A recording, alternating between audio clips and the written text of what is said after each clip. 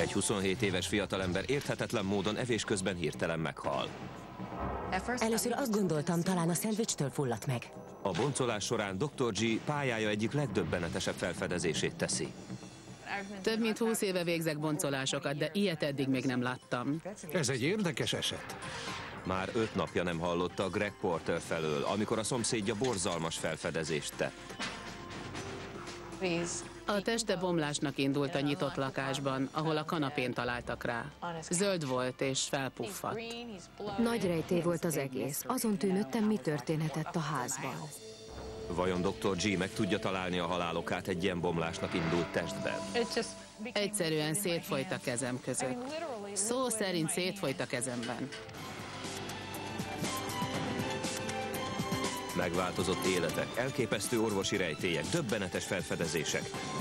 Dr. G törvényszéki orvos számára ezek mindennapos dolgok. Dr. G foglalkozása orvos szakértő, tű a szénakazalban.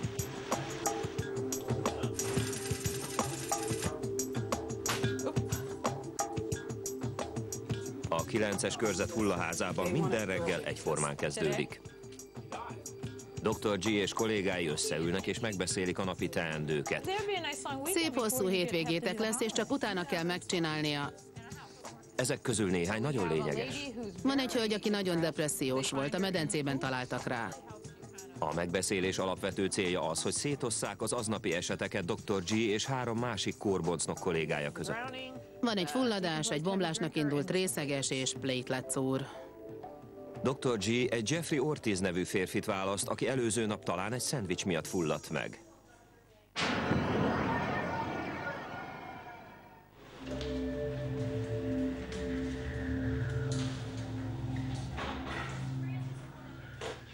Először a nyomozó jelentését futja át. Rendben, nos, nézzük, miről is van szó. 27 éves fehér férfi, aki otthon összeesett, de senki sem vette észre. Egy szendvicset találtak a lába alatt, az anyja szeretné, ha megállapítanánk a halálokát. A jelentés szerint Jeffrey Ortiz tragikus halála 15 órával korábban következett be, miközben orlandói otthonában az ebédjét fogyasztotta. Kihívtam a konyhába, azt mondtam, hogy elkészítem az ebédedet. Gyere ki!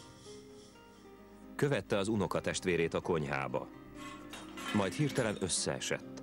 Látszólag minden ok nélkül. Az unokatestvére látta, hogy elesett, és beverte a fejét a konyhaszekrénybe. Tartottam a fejét, miután megütötte. Megkérdeztem tőle, hogy biztos, hogy jól vagy? Azt mondta, igen, jól vagyok. 27 éves férfi, akinek a szellemi képességei egy 9 éves gyerek szintjén vannak. Jeffrey szerette a sportokat, és a család egyik beszédes tagja volt. Születésekor szellemi fogyatékosságot állapítottak meg nála. Mindenki szeretett Jeffrey társaságában lenni. A család mindig is elfogadta Jeffrey szellemi fogyatékosságából adódó viselkedését, de nemrég aggasztó fizikai problémákat észleltek nála. Alvás közben légszomja volt, fájdalmai voltak a lábában, fejfájás gyötörte, és gyakran változott a hangulata. Egyre ingerlékenyebb lett, a személyisége is kezdett megváltozni. Az esés leszámítva Jeffreynek jó napja volt. Ebéd után visszament a szobájába egy újabb szendvicssel. Mintegy 30 percen keresztül Brenda semmit sem hallott az általában fecsegő unokatestvére szobájából. Körülbelül fél óra telt el, de nem hallottam a hangját. A szobájához indultam, hogy megnézzem, mi van vele. A padlón fekve találtam.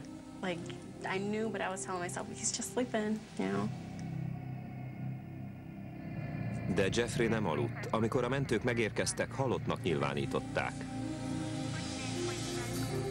A munkahelyemen voltam, és nem akartam elhinni, amikor a lányom azt mondta, hogy meghalt. Mondtam neki, hogy hagyja abba, és segítsen neki felállni. Nem sokára jobban lesz. Ő azt felelte, mama, de én nem akartam hallani. A hálószoba takaros és tiszta, van benne egy tévé, egy PlayStationnál. Egy üres műanyag pohár volt a jobb lába mellett. Aztán a technikusok felfedeznek valamit a bal lába alatt. Egy félig elfogyasztott szendvicset. A család számára ez egy dolgot jelent. Aggódtak, hogy esetleg attól fulladt meg, hogy szendvicset evett. Amikor megtalálták a földön, a szendvics a teste alatt volt, és ételmaradék volt a szájában. Ez pedig egy aggasztó kérdést vet fel. Kezdetben azt hittem, hogy talán tehettem volna valamit, amivel elkerülhető lett volna, vagy ha előbb bemegyek a szobájába, akkor hamarabb jön az orvosi segítség, és talán megmenthettük volna az életét. Dr. G feladata egyértelmű. Meg kell határoznia, hogy mi okozta Jeffrey halálát, és felelnie kell a családot aggasztó kérdésre. Tehettek-e valamit, amivel elkerülhető lett volna hirtelen halál? A boncolás kezdetén 2 elmélet született arra, hogy mi okozhatta Jeffrey halálát. Fennáll annak a lehetősége, hogy megfulladt. De ennek természetesen utána kellett járnunk. Másodszor arra gondoltam, hogy tudjuk, hogy elesett. Nem értem, miért esett el. Úgy vélem, beüthette a fejét az egyik esés következtében, és talán bevérzett az agya. Kaphatnék egy mérőszalagot? Egy mit? Egy mérőszalagot. A külső vizsgálatokra való felkészülés során Dr. G megméri Jeffrey lábait. Azt hitték, azért esett el, mert feldagadt a lába. Látni akartam, hogy egyforma-e a kettő. A mérés megdöbbentő felfedezéshez vezet. Az egyik lába nagyobb volt, mint a másik, amit gyakran vérrög okoz. A károsodott láb egy kicsit nagyobb. Aztán úgy gondoltam, hogy talán tüdőembóliája volt.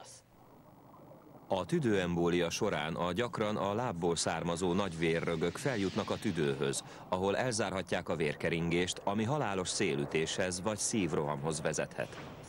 Úgy gondolom, hogy ez is egy lehetséges válasz, mert a tüdőembólia is okozhat hirtelen halált. Természetesen a falatot ennek következtében is félrenyelhette. Aztán Dr. G megtalálja a szendvics maradékát Jeffrey torkában. Ez a felfedezés megerősítheti a család aggodalmát.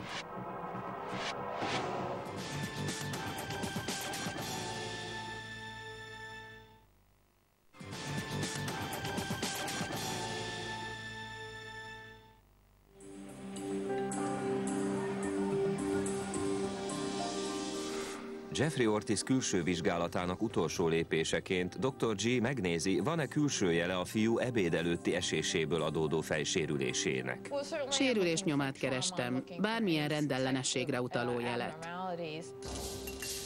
Az előzetes bizonyítékok arra utalnak, hogy a 27 éves férfi valószínűleg egy szendvics fogyasztása során fulladt meg. Tüdőembóliát kapott, vagy egy halálos fejsérülés végzett vele. Időközben az áldozat családja mindenáron tudni akarja, hogy tehettek volna-e valamit a megmentése érdekében. Ha előbb bementem volna a szobájába, akkor előbb érkezett volna az orvosi segítség, és talán megmenthettük volna az életét. Úgy tűnik, gyors halála volt. Jeffrey fejének alapos külső vizsgálata után Dr. G nem talál sérülésre utaló jelet. Azonban az úzódások vagy a dudorok hiánya gyakran érdektelen egy törvényszéki kórboncnok számára. A fején természetesen sérülés nyomait keresem. Nem találtam ilyet, de ha hiszik, hanem sokan úgy halnak bele egy fejsérülésbe, hogy annak semmilyen külső jelét nem találtam, csak a belső vizsgálat mutatta ki. Dr. G azt reméli, hogy a belső vizsgálatok választ fognak adni Jeffrey gyászoló szeretteinek kérdésére. Jeffrey egész élete során fontos szerepet játszott az életemben. De csak úgy 10 éve volt nálunk. Vidám volt és kedvelte a sportokat, a kosárlabdát, a focit, a bingót, a kártyajátékokat, meg hasonlókat. Ma körülbelül 7 millió olyan ember él az Egyesült Államokban, akiknek hasonló problémáik vannak. Az ilyen személyeket gondozók, mint például Ortizék számára minden nap hozhat különleges örömöt, de kemény megpróbáltatásokat is. Dr. G azzal kezdi a belső vizsgálatot, hogy egy Y alakú bemetszést ejt a mellkason. Még fiatal, ezért a bordái porcos része még nem csontosodott meg, kivéve legfelől. Miután felnyitották a bordák által határolt testüreget, a doktornő megvizsgálja a belső szerveket. Nézzük a hasat. A has jól néz ki. Szép nagy az epehólyag. Először a tüdőembólia jeleit kutatja. Most kimondottan a szívet és a tüdőartériákat akarom megnézni, illetve azokat az ereket, amelyek a tüdőbe vezetnek. Ha embóliát kapott, akkor az alvatvér egy nagy tömlő alakban halmozódik fel. Nem látok ilyet. Nézzük meg a tüdőket. Láthatjuk, hogy bejön, és a tüdőnél szétválik. Ez rendben van. Nincsenek benne vérrögök. Amikor az egyik artéria belsejét vizsgálja, észrevesz valami gyanúsat. Itt valami keménységet érzek egy csomóban. Megalvat vérrög, de korai az aggodalom. A közelebbi vizsgálat során kiderül, hogy a csomó alakú rög csak Jeffrey halála után alakult ki a testében. A halál után képződő rögökben általában üledékes vér található. A halál előttiekben viszont kevert vér van. Dr. G most már biztosan tudja, hogy Jeffrey halálát nem vérrög okozta. Semmit sem látok a tüdőben vagy a szívben, ami szükségszerűen megölhette volna. A tüdőartériák mögött van a légcső, ahol Dr. G a következő potenciális gyanús jelet keresi. A hely, amit most boncolunk, a nyak része. Megpróbáljuk nem tönkretenni, hogy láthassam, hogy mi van a torkában. Ha Jeffrey valóban a szendvicstől fulladt meg, Dr. G-nek maradékot kellene itt találnia. Itt valóban sok étel van. Rendben. Miután ellenőriztük a szívet és a tüdőket, nem marad más hátra, mint a rekeszizom alatti rész. Folytatom a munkát és kiszedem az ott lévő dolgokat. A száj végében két nyílás található. Az egyik a nyelőcsőhöz vezet, amelyen keresztül az étel a gyomorba jut. A másik pedig a légcsőhöz, ahol a levegő a tüdőbe kerül. Fulladás vagy légszomj akkor alakul ki, amikor egy darab étel rossz nyílásba kerül és benragad a felső légútban. Ettől megfullad az áldozat. Várnunk kell, amíg elérek a torokig és a légútig. Csak itt látható, mekkora terjedelmű volt a falat. Az első felfedezés úgy tűnik, megerősíti a család félelmét, miszerint Jeffrey csupán néhány méterre volt a másik szobában lévő unokatestvérétől, amikor megfulladt. Nem csak a szájában és a nyelőcsövében van ételmaradék, de a légcsövében is.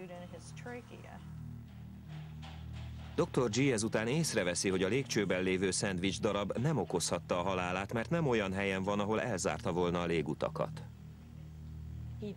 Valóban volt ételmaradék a szájában, és egy kicsi a gégéjében is, de ez nem akadályozta a légzést. Nem hiszem, hogy ezeket belélegezte. Úgy gondolom, nem ez lehetett a halál oka. Amikor Dr. G elmondja Jeffrey unokatestvérének, hogy nem fulladás okozta a halálát, végre tisztáznak egy fontos kérdést. Megkönnyebbültem, mert ahogy mondtam, úgy éreztem, az én hibám volt. Ha korábban benéztem volna hozzá, vagy mi van, ha hívott, de én nem hallottam, de segíthettem volna rajta. Tehát nem fulladás okozta a halálát, és nem került vérrög a tüdejébe. Dr. G-nek már csak egy elméletet kell ellenőriznie, miszerint a fiatalember halálos ütést kapott a fejére, amikor ebéd előtt elesett a konyhában. Először a hullaház technikusa eltávolítja a hajas fejbőrt, és egy fűrész segítségével felnyitja a koponyát. Nos, ha találunk valamit az agyában, akkor lezárhatjuk az ügyet. Valami szabad szemmel látható dolgot keresek, ami a halálát okozhatta. Azonban mielőtt Dr. G megvizsgálja Jeffrey agyát, észrevesz valami furcsát a kór történetében. Úgy tűnik, nem először történt, hogy elesett. Minél többet beszéltem velük, annál jelentősebb dolgokat tudtam meg. Az elesések néhány héttel korábban kezdődtek, az utóbbi hónapban egyre bizonytalanabbul állt a lábán. És sokszor elesett. Ez az információ csak tovább bonyolította a dolgokat. Elég zavaros volt a helyzet, de reméltem, hogy ki tudom deríteni, mi történt. Ha a vizsgálat utolsó szakaszában sem kapnak választ, Jeffrey halála öröktalány maradhat. Ebben az esetben örökre kísértett volna minket a kérdés, hogy vajon mi történt vele. Miután a hajas fejbőrt lefejtették és a koponyatetőt eltávolították, Dr. G megkezdi Jeffrey agyának vizsgálatát. Általában akkor szoktam belekukucskálni, amikor az asszisztensem eltávolítja a koponyatetőt. Azonnal meg tudom mondani, hogy volt-e agysérülése. Az agy vizsgálatánál azonban ismét csalódott. Igen, azt hittem, hogy a dolog nem az aggyal kapcsolatos. Kezdetben nem láttam semmit. Általában jók a megérzéseim, de nem láttam semmit. Nem talált olyan sérülést, ami Jeffrey eséséből következhetett volna. Úgy látszik, Dr. G mindhárom feltevése zsákutca volt. Ilyen esetben az ügyet felfüggesztik, amíg meg nem érkeznek a toxikológiai eredmények. Azonban, amikor Dr. G eltávolította az agyat a vizsgálat befejezése céljából, észrevett egy meghökkentő dolgot. Elváltozás volt az egyik agyféltekéjében. Azt mondtam magamban, ilyet még nem láttam a saját szememmel.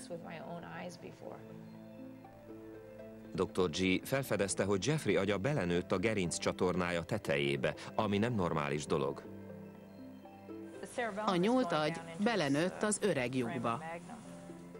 Látja az elváltozást, de nem emlékszik annak nevére. Nem láttam még ilyet, bár már olvastam róla. Erőlködöm, de nem jut eszembe, mi a neve. Dr. G azonnal arra gondol, hogy ez okozhatta Jeffrey halálát. Mivel szeretne többet tudni az elváltozásról, egy ideggyógyászt hív. Ez Dr. Pearlnek való eset, mivel én még sosem láttam ilyet ezelőtt. Úgy vélem, félre kell tennünk az agyat Dr. Pearl számára.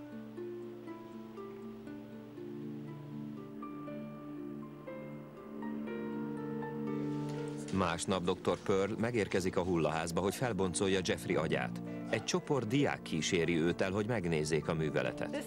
Ez egy szűzagy. Azt mondták, hogy még sosem röntgenezték meg. 27 éves, mentálisan visszamaradt és halva találtak rá. Elváltozás látható a hátsó üregnél, és a nyúlt agya beleér az öreg lyukba. Chiari, Arnold Chiari, igen? Több mint 20 éve végzek boncolásokat, de ilyet még sosem láttam. Rendben. Érdekes. Ez egy érdekes eset. Dr. G-vel ideggyógyászati szempontból fontos ügyekben szoktam konzultálni. Ez az eset nagyon érdekes és különleges volt.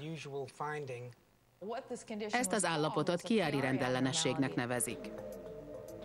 A Chiari torzulás egy agyi rendellenesség, amely akkor következik be, ha az agytörzs belenő az öreg lyukba, vagyis abba az üregbe, ahol normális esetben a gerincvelő van. A természetellenes behatolás miatt nyomás keletkezik az agyban és a gerincvelőben, ami sokféle komplikációt okozhat. Noha nem tudják, hogy mi az oka a Chiari torzulásnak, az biztos, hogy vele született rendellenesség, amely a lakosságnak csupán fél vagy 1%-át érinti. A legtöbb betegnek egyáltalán nincsenek tünetei. A Jeffreyhez hasonlók viszont fejfájásra, nyelési nehézségekre, alvás során fellépő légzésszünetre és csökkent mozgáskoordinációs képességekre panaszkodnak. Jelenleg úgy vélik, hogy ez egy vele született rendellenesség, tehát olyasmi, ami az egész életén át kísérte.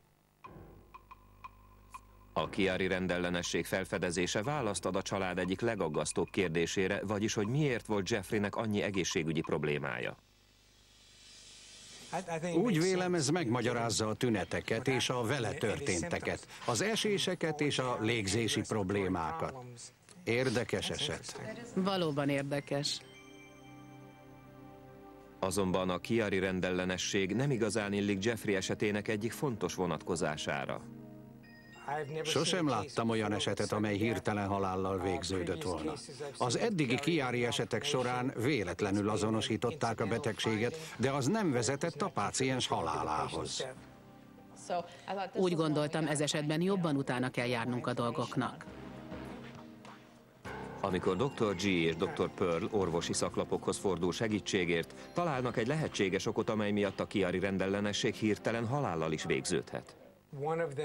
A gerincvelőben lévő folyadék nyomása megnövelheti az agyban lévő nyomást, és ezáltal halált is okozhat. Másképpen fogalmazva, az agy betüremkedik az öreg lyukba, és ott veszélyes nyomást idézhet elő az alsó agykamrában, ami katasztrofális és hirtelen halálhoz vezethet. Eddig ez még csak egy feltevés, de amikor Dr. Pearl az agy egy szeletét a mikroszkóp alá helyezi, megtalálja a keresett bizonyítékot. Végül is a mikroszkópos vizsgálatból kiderült, hogy krónikus elváltozások voltak az agytörzs felületén, amelyek az állandó nyomás következtében alakultak ki. Úgy gondolom, ez mindent megmagyaráz.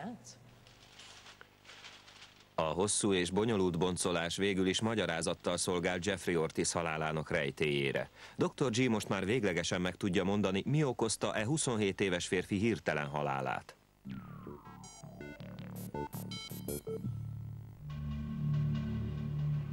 Jeffrey körülbelül 1 éve betegeskedett. Légzési nehézségei és mellkasi fájdalmai voltak. Sokszor elesett, és alvás közben levegő után kapkodott. Amikor Jeffrey unokatestvére kihívta őt a konyhába ebédelni, az egyik legnyugtalanítóbb tünet jelentkezett. Bejött az étkezőbe, ahol enni szokott, és elesett, elvesztette az egyensúlyát, nagyon elkeseredett. Beverte a fejét a szekrénybe, de nem szenvedett súlyosabb sérülést. Nagyon aggódtam amiatt, hogy talán az esés miatt bevérzett az agya, de nem találtam ennek jelét. Jeffrey felkapott egy szendvicset, és bement a szobájába. Beleharapott, de nem ettől fulladt meg. Az agytörzsében lévő diagnosztizálatlan Chiari rendellenesség veszélybe sodorta az életét. Az történt, hogy a nyúltagy sokkal mélyebbre hatolt be az öreg lyukba, mint kellett volna. Ott található a gerincvelő. Nincs több hely, így a túlburjánzó szövet nyomja az agytörzset és a gerincvelőt. Az agytörzsre és a gerincvelőre ható nyomás végül elér egy kritikus pontot. Jeffrey légzése és keringési rendszere leáll, összeesik és a szíve is megáll. Csak nem azonnal meghal.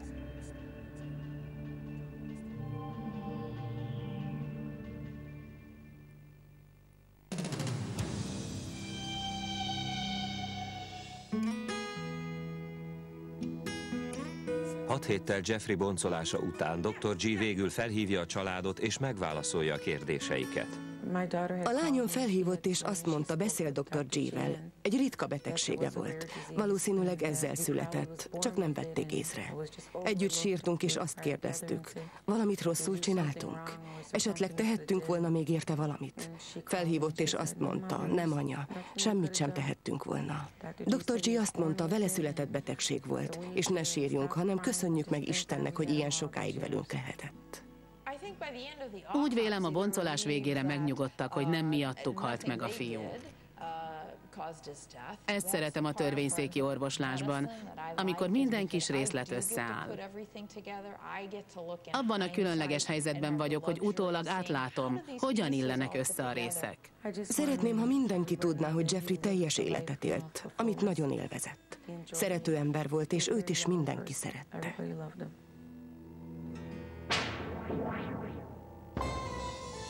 Egy ember 5 napra eltűnik, végül a szomszédja borzalmas felfedezésre jut.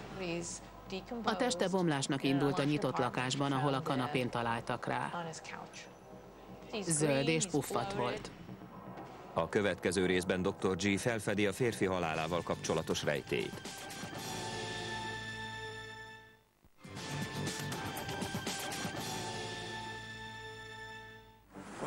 Van még hely, ide ülhet. Igen, vigyázzon a helyemre. Egy séf ajándékát kérek, de tojás és szalámi nélkül. Doktornő, kér teát? Aromásat? Igen, de ne legyen édes. A Steve Hanson főnyomozóval eltöltött rövid ebédszünet után Dr. G visszamegy a hullaházba. A következő esete egy 45 éves férfi, akinek a teste már javában bomlásnak indult, amikor az otthonában megtalálták. A boncolást egy ilyen esetekhez kifejlesztett ruhában fogják végrehajtani egy különleges teremben. Ehhez a fickóhoz teljes védőöltözetet fogok viselni. Sandy Ludwig Bonds technikus most vette ki a holttestet a hűtőből, hogy felolvadjon egy kicsit. Általában nagyon alacsony hőmérsékletű helyen tároljuk a testeket, de a bomlásnak indult holttesteket csak éjszakára helyezzük be a hűtőbe. Majd kivesszük onnan őket, hogy felengedjenek egy kicsit. Úgy találtuk, ha lefagyasztjuk őket, akkor nem olyan kellemetlen a szaguk. Aztán Dr. G átnézi a rendőrség és a saját nyomozói helyszíni jelentéseit. Az anyag szövevényes történetet tár fel. Gyakorlatilag egy erősen bomlásnak indult férfiról van szó. Az is kiderül, hogy a férfinak élete során nagy fizikai fájdalmai voltak. 10 évvel ezelőtt Greg Porter lelkes építőmérnök és boldog egygyermekes családapa volt, amíg egy komoly munkahelyi baleset meg nem változtatott mindent. Egy targoncán ült, amellyel egy nagy, több tonnás csövet fektettek le. Elszakadt a tartólánc. A cső leesett, és 9-10 méterrel odébb röpítette a fiamat. A hátára esett. Nem hittem, hogy valaha is rendbe fog jönni a háta. Az évek során Gregnek több más munkahelyi balesete is volt, és végül krónikus hátfájdalmai lettek. A volt felesége szerint az alkohollal is meggyűlt a baja. A volt férjem sokat ivott. Az alkohol volt az oka annak, hogy elváltunk. A helyzet egyre rosszabb és rosszabb lett. Biztos vagyok benne, hogy ez az egyre erősödő fájdalmaival függött össze. 9 hónapnyi csökkent munkaképesség után úgy volt, hogy visszatér a jól fizető állásához. Azonban Greg sohasem dolgozott többé. Egy vasárnap este a volt felesége észrevette, hogy valami baj van. Minden nap felhívta a fiát. Feltűnt, hogy most nem jelentkezett. Hétfőn többször is rácsörögtem, majd kedden is felhívtam otthon. Azt hiszem, csütörtökön kezdtem igazán aggódni. 5 napja nem látták őt. Péntek reggel a munkahelyemről felhívtam a szomszédjait. Aznap a szomszéd később bement Greghez a bejárati ajtón. A lakásban szörnyű látvány fogadta. A holttest bomlásnak indult a nyitott lakásban, ahol a kanapén találtak rá. Zöld volt és puffadt. A helyi rendőrség és a hullaház nyomozói is hamarosan megérkeztek a helyszínre. Úgy látszott, Greg már több napja halott. Nagy rejtély volt az egész, és kíváncsi voltam, mit találtak a házban. Azon tűnődtem, mi lehetett odabent. A rendőrség azonnal bűncselekményre gyanakszik, és tetthelyként kezelik a házat. Bizonyítékokat gyűjtenek, és erőszakos behatolásra utaló jeleket keresnek. Meg kell bizonyosodnom arról, hogy nem bűncselekmény történt, ez a feladatom. Nem találnak betörésre vagy dulakodásra utaló nyomokat, de rábukkantak Greg orvosi problémáinak nyomaira. Találtak egy üres oxikodonos üveget a szemetesben. Ez egy fájdalomcsillapító gyógyszer, narkotikum. Az emeleti fürdőszobában pedig fecskendőkre bukkantak, amelyben diazepam, vagyis nyugtató volt. A jelentés Dr. G számára nem ad sok támpontot. Magának kell rájönnie, hogy pontosan mi is okozta Greg Porter halálát. Az eddigi jelekből azt mondanám, szívinfarktusa volt, vagy valami alkohol okozta májbetegsége. Sok minden lehetséges. Talán természetes ok miatt halt meg. A testet körülbelül 1 órája vették ki a hűtőből. Most már elvégezhető rajta a boncolás. Kezdhetjük. Annak ellenére, hogy lefagyasztották, a hullának elég erős szaga van. Ezért nem lelkesednek sokan a törvényszéki boncnoki posztért. Néhányan azért úgy vélik, elég sokat keresünk ahhoz, hogy az ilyenek is beleférjenek. Nagyon émeítő a szag, de néhány perc múlva hozzászokik az ember. Majd én kitöltöm ezt az űrlapot. Zöld, puffat, kicsit barnás és kemény ezen az oldalon. A külső vizsgálat első lépéseként katalogizálni kell a személyes tárgyakat. Egy csomag Marlboro és egy öngyújtó. Nézd meg, mi van a marlboros dobozban. Az emberek szoktak elrejteni drogokat a cigarettás dobozokba. Úgy tűnik, csak cigaretta van benne, semmi más. Rendben. Dr. G figyelmét inkább a használt fecskendők és az üres, gyógyszeres üvegek keltik fel. Van egy üres oxikodonos üveg a szemétben, meg egy másik üveg, amit 19 nappal korábban írtak fel neki, de már 67 tabletta hiányzott belőle. Az oxikodon egy erős fájdalomcsillapító. Ha Greg egyszerre 67 tablettát vett be, az arra utal, hogy öngyilkos akart lenni. 1, 2, 3 üres fecskendőt hoztunk be. Dr. G ezután az üres fecskendőket vizsgálja meg. 2 ampullánk van. A diazepamot, ami tulajdonképpen válium, szinte majdnem mindig szájon át kell bevenni. Dr. G-nek gyanúsak a fecskendők. Szokatlan, hogy valaki fecskendőket használ a diazepamhoz. Nem tudom, hogy így írták-e fel neki, vagy sem. A fecskendőkben maradt egy kis folyadék. Az üres gyógyszeres üvegek és a fecskendők jelenléte alapján megszületik az első elképzelés. Van néhány bizonyíték, ami arra utal, hogy talán túladagolás esetével van dolgunk. Egy kórboncnok számára a kábítószer túladagolás gyakran egy dolgot jelent. Amikor ennyi gyógyszert látunk és üres üvegek vannak a szemétben, arra gondolunk, hogy talán szándékos túladagolás történt. Vajon öngyilkosság volt?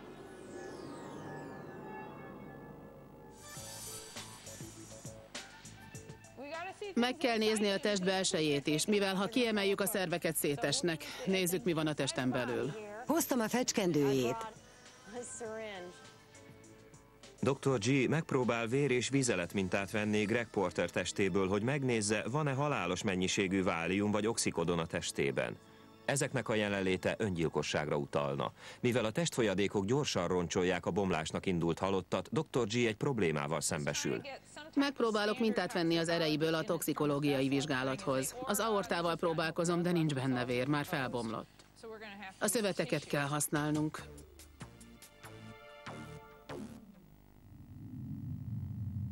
Sokan öngyilkosság miatt kerülnek a hullaházba, azonban ennek meghatározásához Dr. G-nek részletesen bele kell magát ásnia Greg Porter kórtörténetébe.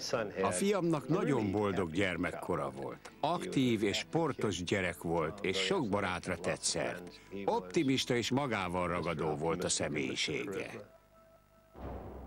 10 évnyi legyengítő betegeskedés után azonban a valaha tetterős férj csupán árnyéka lett önmagának.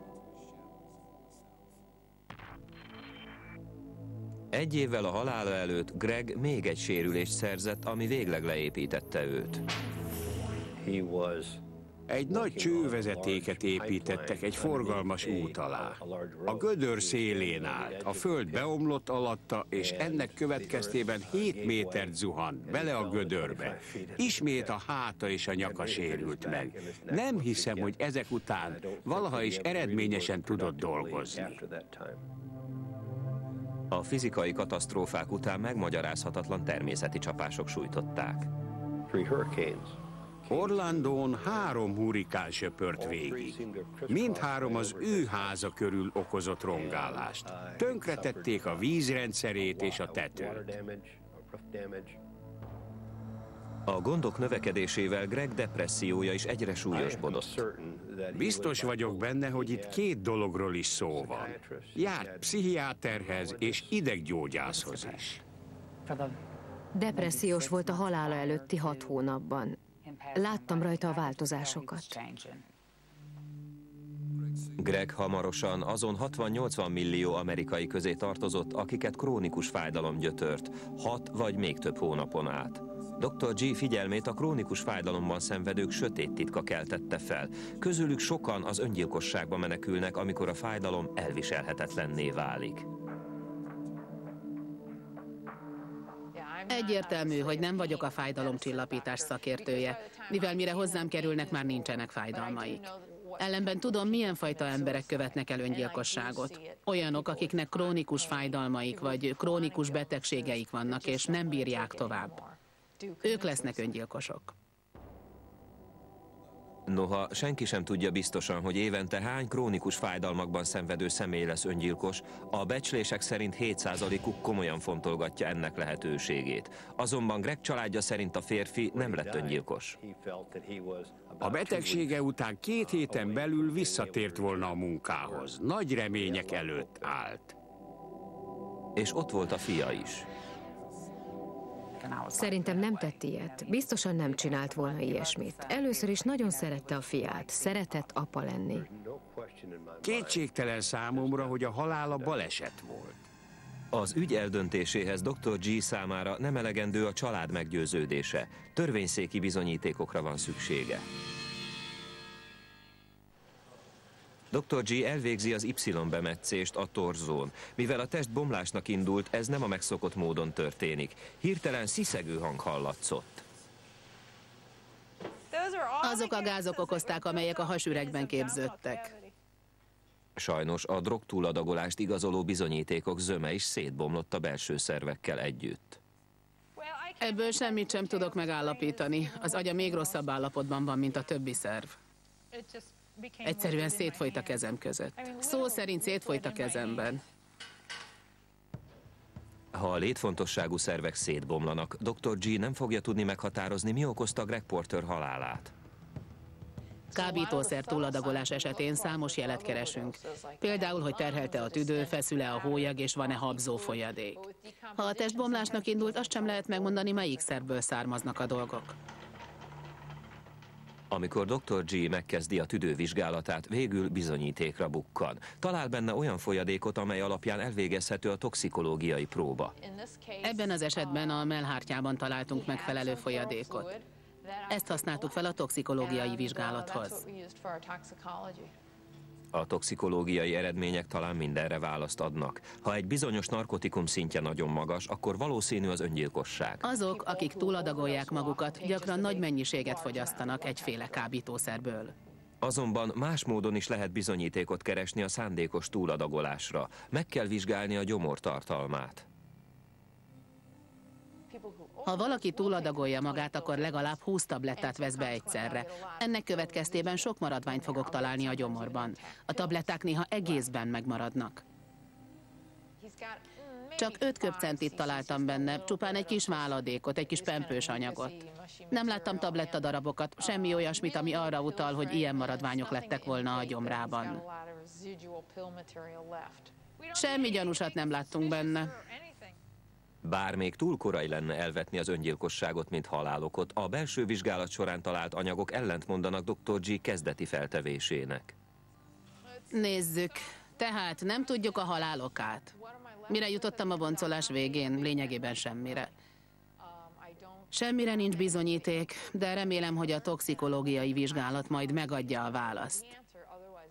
Különben ez az eset megoldatlan marad.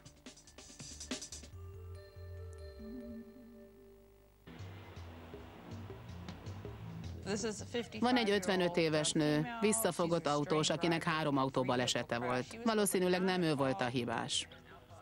7 hét alatt Greg Porter sikertelen boncolása óta több tucat holttest ment át Dr. G keze alatt. Elvégezték helyettünk a munkát.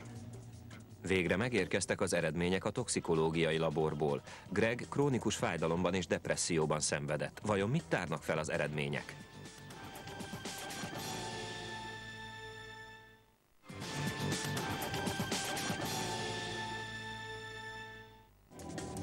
Dr. G végre megkapta azokat az információkat, amelyek segíthetnek neki meghatározni, hogyan halt meg Greg Porter.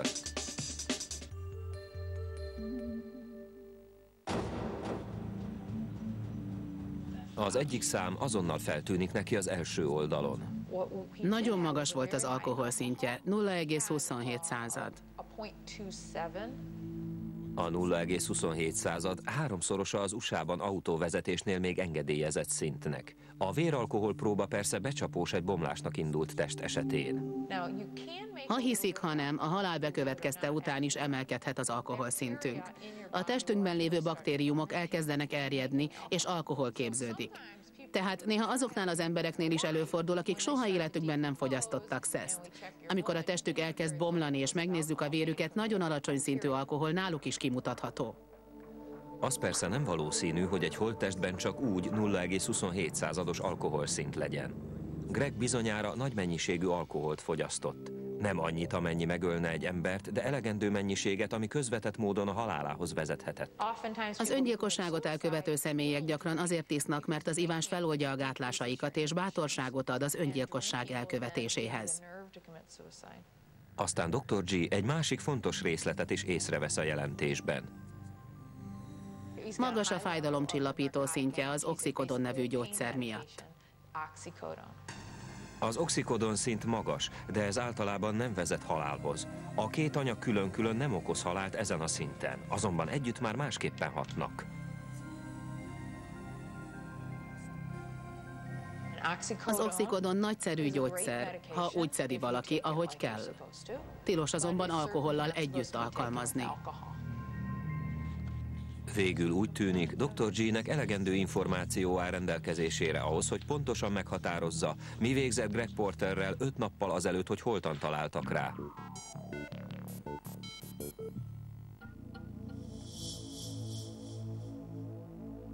Egy szokásos este volt Greg Porter számára. A fájdalom miatt nem tudott elaludni, ezért bevette a számára felírt oxikodon tablettát, és beinjekciózta magának a diazepamot.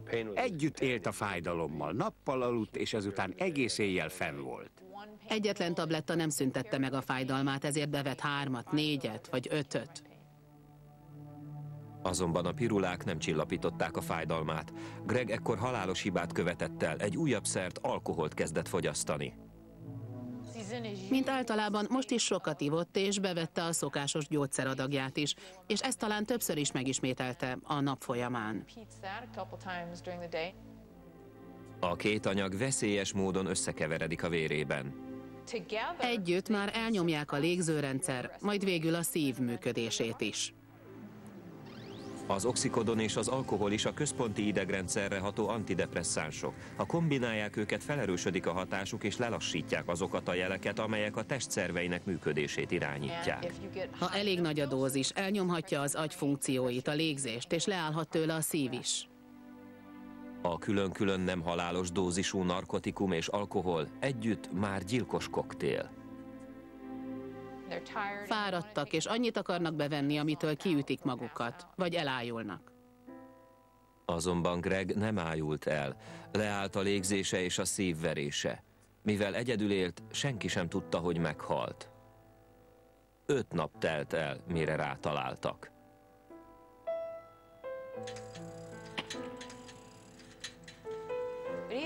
Már zöld és puffat volt, és megkeményedett a bőre. Végül egy szomszéd fedezte fel a holttestet. Túladagolás miatt halt meg. Azt mondták, hogy az alkohol és a gyógyszerek, de főleg az oxikodon keverése miatt leállt a szíve. Dr. G. sikeresen megállapította, hogy orvosi szempontból mi okozta Greg Porter halálát. Azonban egy fontos kérdés nyitva maradt. Szándékosan tette, vagy baleset volt?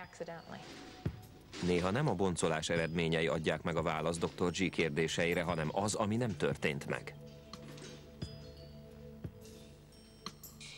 Tudjuk, hogy krónikus fájdalmai voltak. Tudjuk, hogy alkoholt ivott a gyógyszerekre. Azok, akik öngyilkosok akarnak lenni, általában nem keverik a dolgokat.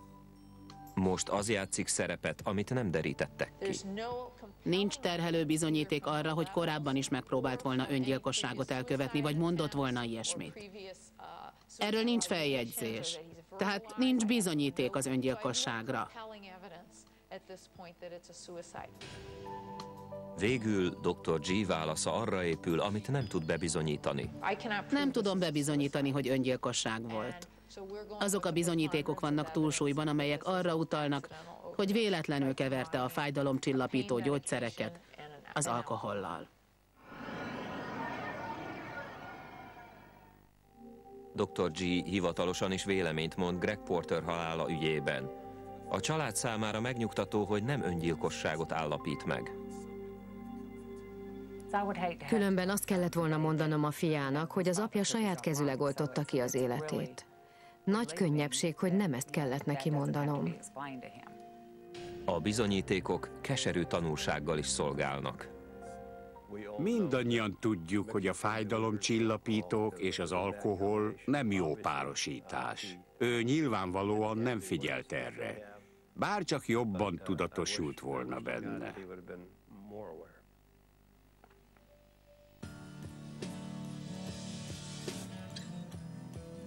Több 10 millió Greg Porter szenved hallgatagon, ami kórházba vagy hullaházba nem kerül. Ez esetben véletlen halálról volt szó, ami elkerülhető lett volna. Ha az ember önmagát gyógyszerezi, eljuthat arra a pontra, hogy a fájdalomtól való szabadulás reményében akaratlanul is megöli magát. Itt is ez történt. Na jó.